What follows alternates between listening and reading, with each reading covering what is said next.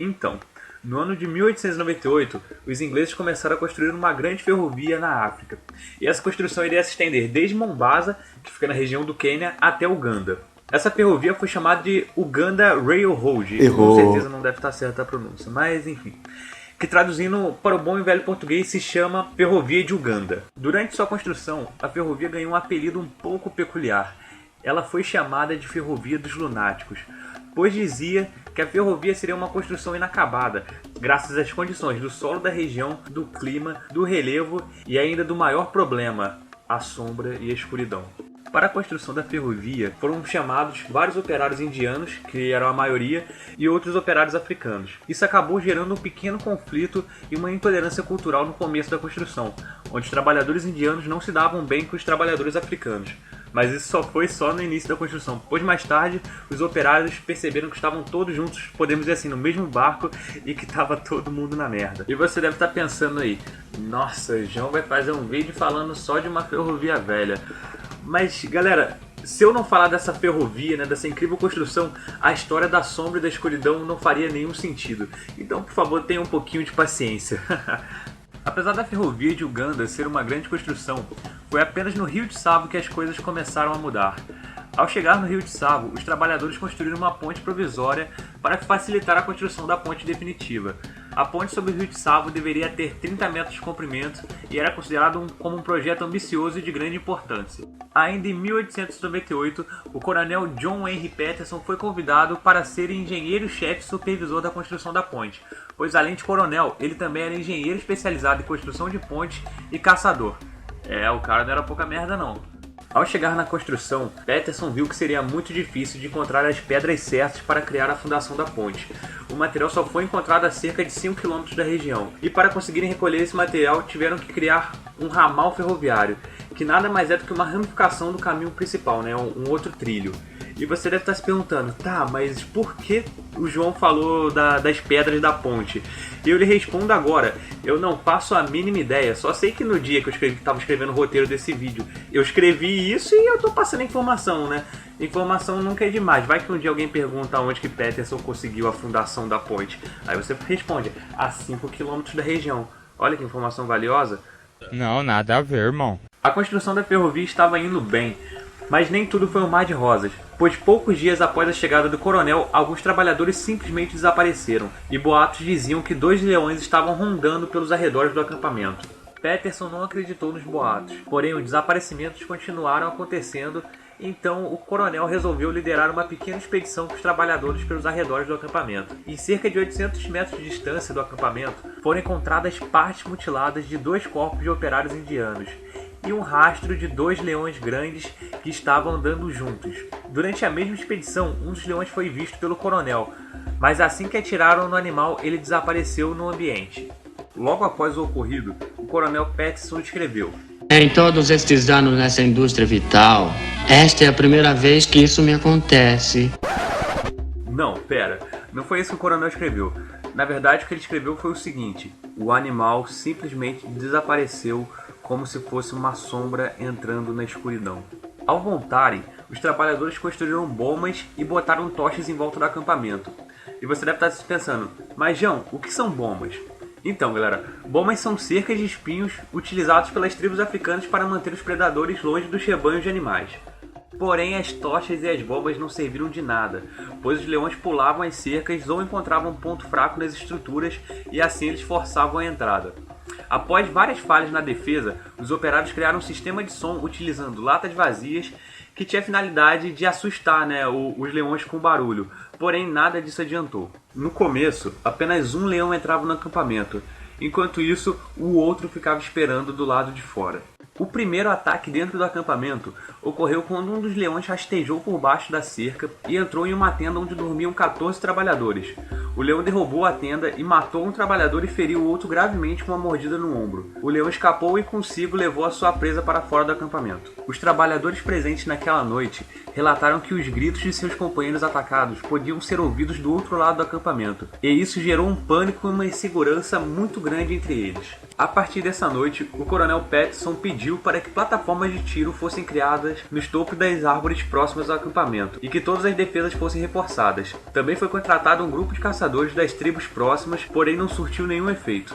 Mesmo com todas as armadilhas e defesas, os ataques só se intensificaram, pois o mesmo leão que invadiu o acampamento voltou a atacar. Porém, dessa vez ele entrou na tenda hospitalar e matou o operário que ele tinha mordido no ombro da última vez, e ainda deixou 2 pessoas feridas. Com esse ataque, surgiram boatos dizendo que o leão teria vindo terminar o seu serviço, podemos dizer assim, né? E que ele era o espírito da morte, que marcava sua vítima, no caso com uma mordida, e depois iria fazer de tudo para conseguir matá-la. Outros boatos diziam que os 2 leões eram espíritos de chefes tribais que eram contra a construção da ferrovia na localidade de Tsavo. Após o ataque na tenda hospitalar, resolveram movê-la para o centro do acampamento, onde tecnicamente ela estaria mais segura. Porém, na noite seguinte, um dos leões invadiu novamente e matou um enfermeiro, arrastando seu corpo para a selva. A equipe de caçadores do acampamento seguiu os rastros, porém encontraram apenas a cabeça e a parte inferior do corpo do rapaz. E mais uma vez a tenda hospitalar foi transferida, mas dessa vez foi levantada uma grande e reforçada bomba em sua volta. No intuito de acabar com os ataques, o coronel e seus operários recriaram uma armadilha usando um vagão de trem e trilhos. Lembrando que Peterson já usou essa armadilha na Índia, porém ela não funcionou. Mas o que custa tentar de novo, né? Vai que ele tem sorte dessa vez. Essa armadilha funcionava como uma gaiola de tubarões, onde homens armados ficavam presos como se fossem iscas vivas dentro do vagão e uma grade feita de trilhos era colocada no meio, dividindo o vagão em 2 partes. Quando os leões entravam para matar os homens, a porta do vagão se fechava e o leão ficava ali preso para morrer. Essa armadilha deu quase certa, pois quando um dos leões entrou no vagão, os homens do outro lado ficaram tão assustados que erraram a maioria dos tiros, ferindo o animal apenas por um tiro de raspão, e para piorar ainda a situação, um dos tiros acertou a barra que fechava a porta do vagão. Assim o leão fez um pouco de força, empurrou a porta e conseguiu escapar. É muita falta de sorte para um acampamento só, galera. Após as falhas na armadilha do vagão, as coisas no acampamento saíram do controle. Todos estavam desesperados e o coronel com os nervos à flor da pele, chegando a ponto de cair na porrada com um dos encarregados da obra que estava chicoteando os operários para que eles trabalhassem mais. O cara tava se achando o Leôncio da escravizal, né? Pra ficar chicoteando os outros assim.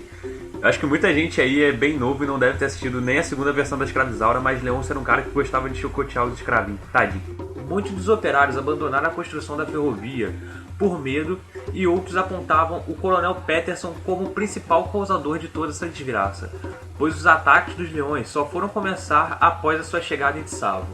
Alguns trabalhadores chegaram ao ponto de fazer um motim com o objetivo de emboscar e matar o coronel e outros britânicos presentes, pois assim, para eles estariam livres da maldição da sombra e da escuridão.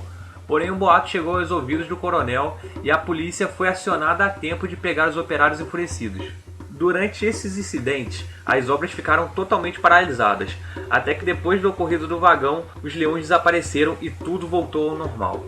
A calmaria na região durou apenas algumas semanas, pois um homem acabou desaparecendo ao se afastar da zona segura do acampamento. Um guarda que estava de vigia no dia disse que conseguiu ver um dos leões por perto, porém não teve tempo de atirar. A partir desse ataque, os operários relataram que o rosnar das feras podia ser ouvido toda a noite. Em outra noite, os 2 leões apareceram juntos dentro de uma tenda, fazendo 2 vítimas, sendo que uma delas foi morta silenciosamente e a outra acordou a tempo de gritar, avisando a todos ali presentes que a sombra e a escuridão estavam caçando novamente. Após o alerta, houve um pânico geral, onde operários subiram em cima de uma árvore para se proteger dos leões, porém a árvore não suportou o peso e partiu ao meio, derrubando todo mundo no chão. No fim de todo o caos, haviam 8 vítimas e os leões sumiram tão misteriosamente quanto chegaram. Um grande caçador Maasai, que para quem não sabe Maasai é uma tribo regional, disse para o coronel Peterson que esses animais não eram normais e falou o seguinte: são devoradores de homens, feras que caçam e matam por prazer e não para se alimentar. Eles tomaram gosto pela caça e pela carne dos homens e nada mais vai satisfazê-los. Com o passar dos dias, os leões ficaram cada vez mais ousados, podemos dizer assim. Até que um dia, um caçador do acampamento sumiu e seu corpo, parcialmente devorado, foi colocado cuidadosamente na estrada onde o coronel e os outros caçadores passavam diariamente. Em uma carta para um amigo, Peterson desabafou: leões não se comportam dessa maneira. Eles sequer comeram um pobre rapaz. Simplesmente mataram e abandonaram seu corpo onde nós poderíamos encontrá-lo no caminho de volta. No final de 1898, os operários declararam greve, onde falaram que não iriam servir mais como alimento para demônios ou leões. Assim, vários trabalhadores pararam o trem, subiram no teto e em todo lugar que poderia servir como um tipo de assento e foram embora. Apenas alguns ficaram, porém, os operários restantes passaram a dormir em cima de árvores, nas caixas d'água ou em buracos no chão cuja entrada era tapada por grandes troncos de árvores. Ainda em 1898, um supervisor da Companhia de Construção da Ferrovia chegou ao acampamento de Tsavo e escreveu em seu relatório o seguinte: era como adentrar em uma cidade fantasma. Os homens estavam apavorados e o medo em seus olhos era perceptível. Em um gesto de desespero, após tudo falhar, o coronel tenta uma última armadilha. Dessa vez ele construiu uma plataforma em cima de 4 postes bem na frente do acampamento. Essas plataformas são chamadas de machã, são como árvores artificiais para esconder os caçadores, e eram muito utilizadas na caça de tigres na Índia. Para disfarçar o seu cheiro, Peterson mandou matar cabras e espalhar seus corpos ao redor da plataforma, mas só foi depois de 3 noites que o primeiro leão apareceu. Um pouco desconfiado ainda, se aproximou lentamente da plataforma, mas isso já foi o suficiente para o coronel acertar um tiro em seu ombro. Após isso, o animal partiu em retirada rosnando e o coronel acertou mais um tiro, dessa vez na pata traseira do animal. No dia seguinte, Peterson e seus trabalhadores seguiram o rastro do animal pela mata e encontraram o leão morto. O animal tinha cerca de 2,94 metros de comprimento e foi preciso 8 homens para carregá-lo até o acampamento. Após a morte do primeiro leão, dias de paz reinaram no acampamento. Porém, todos ali sabiam que a segunda besta estava à espreita, esperando um deslize dos trabalhadores para poder atacar. Tudo estava indo bem, até que um dia os trabalhadores ficaram sabendo de um novo ataque. Porém, dessa vez, o leão solitário atacou a comitiva do supervisor da ferrovia, que estava indo em direção ao acampamento para ver o corpo do leão abatido. Felizmente, ninguém se feriu gravemente, porém, o leão conseguiu fugir de novo. Dias após o ataque na comitiva, o leão apareceu tentando pegar os operários indianos que dormiam em cima de uma árvore, mas dessa vez sem sucesso. Na noite seguinte, Peterson e seu ajudante Marina subiram na árvore na qual o leão atacou na noite anterior e esperaram a fera aparecer novamente. Não demorou muito e no meio da noite o leão tentou atacar. Porém, o coronel conseguiu acertar um tiro próximo ao peito do animal, mas não foi o suficiente para derrubá-lo, e novamente o leão conseguiu fugir. Na manhã seguinte, com a ajuda de Marina e dos rastreadores da tribo Maasai, Peterson conseguiu encontrar o leão ferido em meio a arbustos. O coronel atirou no animal, mas foi de raspão e só deixou o leão mais furioso. Ao disparar o segundo tiro, o leão se levantou e foi correndo em sua direção com toda a energia que lhe restava. O animal levou um terceiro tiro que parece não ter surtido nenhum efeito. E na hora do quarto tiro, a sua arma acabou as balas, e o coronel precisou da arma de Marina. Porém, ao pedir a arma para o seu ajudante, descobriu que todos, inclusive os rastreadores, tinham corrido para o topo de uma árvore próxima. E em um ato de desespero, o coronel Peterson partiu em retirada e conseguiu subir em uma árvore a tempo. Após esse momento de tensão, o coronel pegou a arma de Marina e deu mais 3 tiros no animal. Ao todo, o leão precisou levar 6 tiros para ser abatido. Esse segundo leão era um pouco menor que o primeiro. Ele media cerca de 2,89 metros de comprimento. Após a morte dos 2 leões, os trabalhadores voltaram à construção da ponte e terminaram no dia 30 de janeiro de 1899. O coronel foi homenageado pelos trabalhadores por sua bravura e dedicação. No final de 1899, Peterson saiu da África, porém voltou em 1906 e se tornou guia de safari. Durante esse tempo como guia, escreveu um livro chamado The Man's Eaters of Tsavo, que traduzindo para o bom e velho português significa Os Homens Devorados em Tsavo. Infelizmente eu não achei nenhum lugar que venda esse livro, porque eu queria muito ler. Agora eu vou falar algumas curiosidades sobre os leões de Tsavo. Geralmente leões normais vivem em grupos onde a maioria são fêmeas e suas crias. Apesar de incomum, alguns grupos possuem mais de um macho, porém apenas um deles é o macho dominante. Nesses grupos, as fêmeas caçam de forma cooperativa, enquanto os machos ficam tomando conta do território ou apenas observando a caça de longe. Já a Sombra e a Escuridão eram 2 machos que caçavam em conjunto e foi constatado que os 2 leões eram extremamente inteligentes. O tamanho de um leão macho normal varia entre 1,72 metros a 2,50 metros de comprimento. Já os de Tsavo tinham 2,94 metros e o outro 2,89 metros de comprimento. Ou seja, eram leões um pouco maiores que o comum. Mas vocês devem estar pensando até agora, galera. Mas, Jean, Se eles eram 2 leões machos, por que não tinham juba? Então, galera, um professor de Ciências Naturais da Universidade Roosevelt e alguns pesquisadores do Museu Find, que fica em Chicago, resolveram pesquisar o porquê de alguns leões machos não possuírem juba. Eles chegaram à conclusão de que tudo isso é apenas uma questão regional, pois os leões que vivem em regiões mais altas possuem uma juba maior do que os leões que vivem em regiões mais baixas. Para chegarem no resultado dessa pesquisa, eles estudaram 2 grupos de leões de regiões diferentes do Quênia. Um grupo da região de Tsavo, que possui cerca de 700 metros de altura, e outro grupo do Serengeti, que possui 1.200 metros de altura. Os leões de Tsavo são de maioria sem juba, e mesmo quando tem juba é apenas um pouquinho, pois a região de Tsavo é considerada baixa, tanto de altura quanto de umidade. Já os leões do Serengeti possuem em sua maioria uma juba avantajada desde jovem, pois a região é úmida e de grande altitude. Ou seja, quanto mais quente for o lugar, menos juba o animal vai ter. E isso enfraquece um pouco aquela teoria de que a juba do leão só serve para atrair as fêmeas, pois as fêmeas de Tsavo não demonstraram nenhuma preferência pelos leões que possuem uma juba um pouco maior. Agora eu vou falar de algumas hipóteses que foram criadas para explicar o fato dos leões de Tsavo comerem humanos. A primeira hipótese diz que os leões podem ter tomado esse gosto, podemos dizer assim, pela carne humana, graças a uma peste que se alastrou na região em 1898 e que dizimou as presas desses leões, que no caso seriam antílopes, gnus, entre outros herbívoros da região. Outra forma que pode explicar o fato dos leões comerem humanos seria a cremação incompleta de corpos que era praticada pelos trabalhadores hindus da construção. Os leões também poderiam ter sido acostumados a comer corpos de escravos, pois naquela região de Tsavo passava caravanas de escravos com frequência, e os caras acabavam que deixavam os escravos doentes para trás, para não levar, podemos dizer assim, peso morto. Um dos leões apresentava problemas dentários sérios, possivelmente causados graças a um coice de girafa ou de uma zebra, e esse problema pode ter sido o fator principal para que ele procurasse por presas mais fáceis de serem apanhadas, no caso os humanos. A última das hipóteses fala que, na falta de alimento, graças à peste de 1898 que eu já falei, os leões desenterravam os corpos nativos que eram enterrados em covas rasas e assim se alimentavam dos cadáveres. Ao todo, a sombra e a escuridão devoraram 35 pessoas, sendo que 28 delas foram trabalhadores da ferrovia e 7 nativos da região. Agora eu vou falar algumas informações adicionais sobre o Coronel Peterson e sobre o caso dos leões de Tsavo. O Coronel Peterson vendeu a pele e o crânio dos 2 leões de Tsavo para o Museu de Chicago pela quantia de $5.000. Os leões estão expostos até hoje e seus crânios estão sendo estudados por pesquisadores do museu. Em sua volta a Tsavo, Peterson abateu um eland diferente dos que tinha caçado. Ao voltar para a Inglaterra, levou o animal para ser estudado pelo Museu Britânico, onde foi constatado que se tratava de uma nova espécie, e foi batizada como Taurotragus oryx petersonianus, em homenagem ao Coronel Peterson.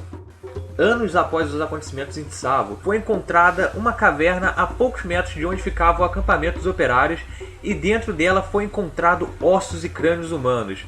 Isso fortaleceu a hipótese que ali era o covil dos leões. Porém, arqueólogos contestam essa hipótese, dizendo que naquela caverna ocorria sacrifícios de pessoas em rituais das tribos próximas.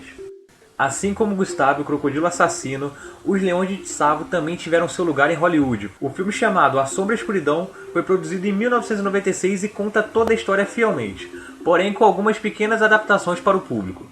Mas como assim adaptações, João? Então, galera, como eu já havia dito, A Sombra e a Escuridão eram 2 leões sem juba, porém no filme eles utilizaram 2 leões com juba. A explicação do diretor foi que a equipe ficou com medo de tosar os leões e o público não aceitar muito bem essa ideia de leão sem juba. Outra pequena modificação acontece na parte onde o segundo leão vai ser abatido. O ajudante Marina, que é um africano, não foge como foi na história, mas sim fica para ajudar Peterson a matar o leão. O diretor disse que não queria deixar uma mensagem racista, onde o ajudante negro deixa um amigo branco para morrer. Apesar de algumas adaptações, o filme continua sendo ótimo. Eu já vi acho que umas 3 vezes, então eu aconselho também você procurar sobre o filme A Sombra e a Escuridão. Então, galera, o vídeo vai ficando por aqui. Espero que vocês realmente tenham gostado desse vídeo, galera. E eu posso falar que deu muito trabalho, porque foram 3 dias para eu gravar só o áudio dele, né? Porque tava muito complicado de gravar, teve que ser 3 dias para gravar o áudio. Nisso eu nem editei o vídeo ainda, né? Mas eu realmente espero que vocês tenham gostado. Se gostou, né, dá aquele comentário show aí, que eu vou adorar estar respondendo, dando sua dica, a sua opinião sobre o caso e também a sua opinião sobre o canal. Então é isso aí, galera. Muito obrigado por tudo mesmo e até a próxima. Valeu!